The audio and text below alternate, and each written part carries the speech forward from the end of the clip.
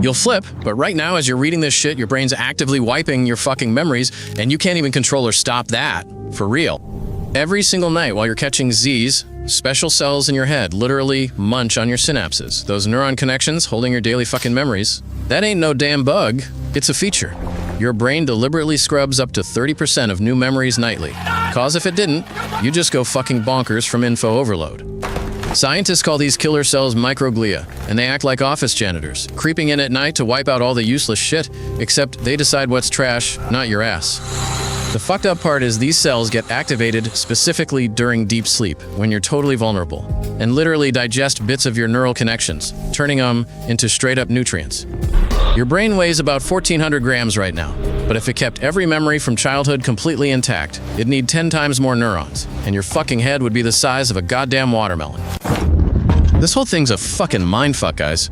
Forgetting isn't a memory flaw. It's a fucking vital mechanism, and without it, you couldn't make decisions or even function properly. Picture this. You remember every fucking second of your life. Every smell, every sound, every touch. Your brain would just completely short-circuit, crashing like an old PC with a jammed hard drive. There's a real-deal condition called hyperthymesia, where folks literally recall every single day of their life in insane detail. And guess what? Those poor bastards suffer from depression and anxiety way more often than regular people. Jill Price, this woman with a so-called perfect memory, talked about remembering every single slight, every awkward fuck-up, every embarrassing moment from childhood, like it was yesterday. That's a goddamn nightmare. Your brain dumps memories based on how much they actually matter. The less emotion an event triggered, the quicker it gets wiped. That's why you can still vividly recall your first kiss, but you have no fucking clue what you ate for lunch 7 days ago. Neuroscientists found out that forgetting ain't some passive shit. It actually takes active brain power. Your mind burns energy to wipe that shit clean. It's not just fading, it's a goddamn deliberate demolition.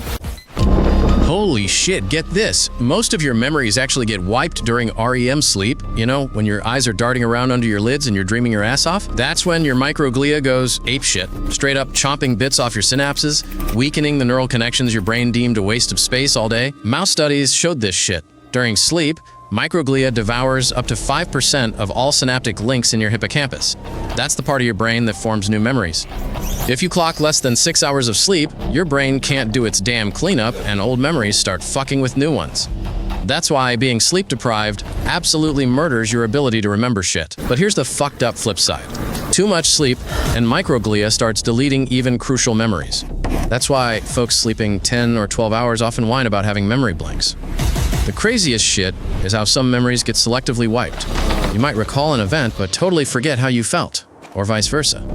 You remember the feeling, but not what the fuck actually happened.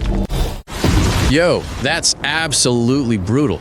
Your brain literally saves traumatic memories on lock and makes them impossible to shake, even when you're desperately trying to forget that shit. When something terrible happens, your brain floods you with adrenaline and cortisol that basically burn those memories straight into your neurons, so deep they stick around for life.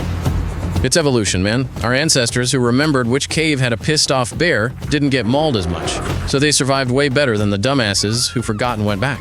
With PTSD, the whole system breaks down. That traumatic memory doesn't just stay there, it keeps playing on repeat in your head, forcing you to relive that terror over and over again. Scientists are trying to develop drugs that would actually erase traumatic memories by fucking with the protein that locks them in, but honestly, every attempt so far has completely flopped.